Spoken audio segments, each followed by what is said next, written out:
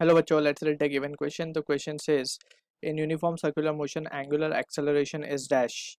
So about the uniform circular motion, we need to understand few important points. सबसे पहले तो हम just circular motion के बारे में कुछ important बातें करते हैं. So for circular motion, we know a particle performing circular motion has two types of acceleration. एक acceleration होता है जो कि towards center act करता है जिसको हम centripetal acceleration या फिर radial acceleration कहते हैं AR.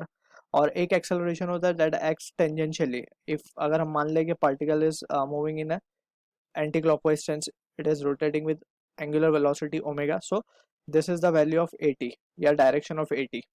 So from this we can say जो net acceleration आता है for a particle performing circular motion, it is given by AR plus AT, right? So this is what the type of acceleration we can write, radial and tangential. अब यहाँ पे we need to be careful, जो tangential acceleration है it is just responsible for the increment or decrement in speed.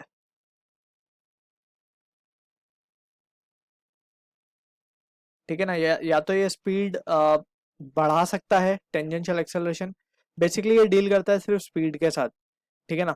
सो या तो इसकी speed बढ़ सकती है या घट सकती है. अगर velocity is in the direction of acceleration so we can say speed will increase, या फिर अगर हम कहें कि speed is opposite to that of the acceleration so in that case retardation होगा और speed will decrease.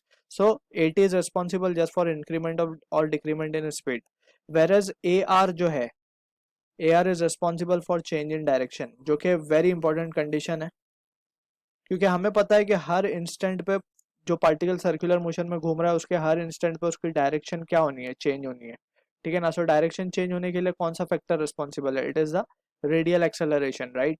So we can say हर moment पे वी कैन क्लियरली सी कि डायरेक्शन उसकी बदलती है.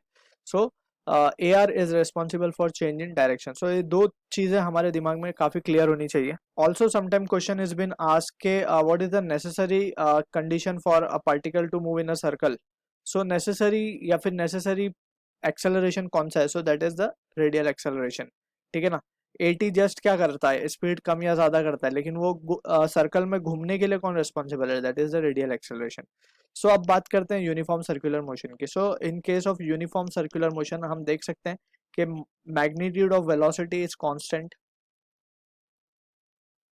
राइट. अगर मैग्नीट्यूड कांस्टेंट है तो स्पीड ना तो चेंज हो रही है, ना बढ़ रही है ना घट रही है, ठीक है. So in that case we can say कि जो टेंजेंशियल एक्सेलरेशन है वो जीरो हो जाएगा, राइट.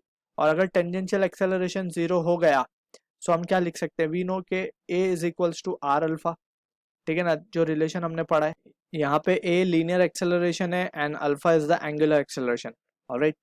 अगर A जीरो हो गया तो R तो जीरो हो नहीं सकता, this will implies that alpha will also भी जीरो, यानी कि एंगुलर एक्सेलरेशन जो कि अल्फा है विल ऑल्सो भी zero. So this is the case of uniform circular motion जहाँ पे हम कहते हैं angular acceleration is zero. So zero is the answer to this question, क्योंकि acceleration itself is what, it is the rate of change of velocity. अब velocity change ही नहीं हो रही है, ठीक है ना. और वी हैव सीन कि ये स्पीड है, speed is nothing but the magnitude of velocity only. So I hope you understood the solution. All the best.